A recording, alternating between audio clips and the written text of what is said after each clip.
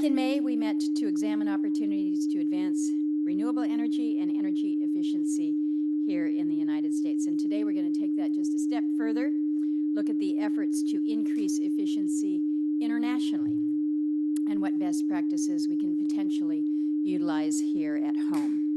Efficiency is a key ingredient to good energy policy. As we work to make energy more affordable, I think the first place we should look is to ensure that we're using energy in the best and the most efficient way. By reducing energy use, we reduce energy costs, which matters to every family and business. We can improve reliability through technologies that reduce load when demand is high, lessening the likelihood of brownouts or blackouts.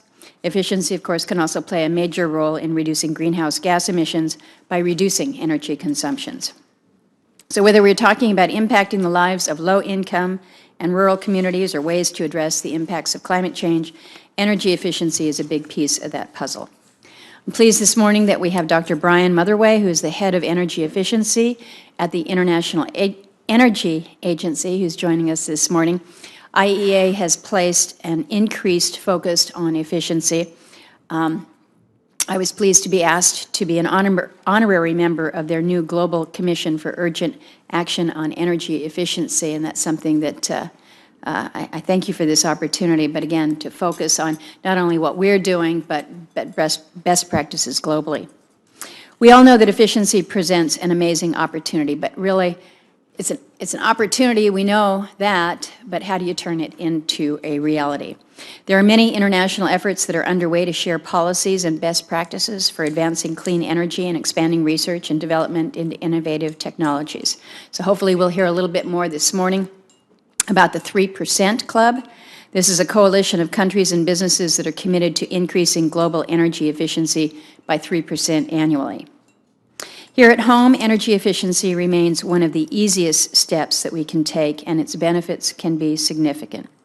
The Alliance to Save Energy reports that 25 million American households have reduced or foregone medical or food purchases to pay energy bills.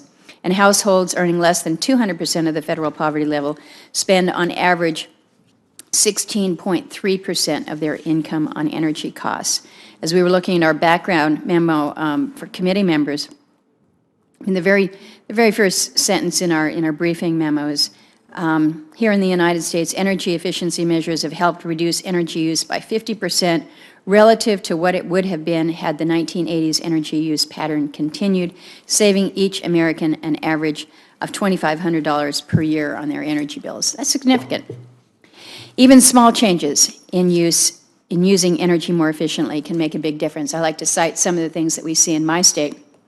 A little community called Yakutat, which is in the northern end of the southeast panhandle. Population of between 500 and 800 people, depending on the fishing season. But the elementary school there made a change out to more efficient lighting.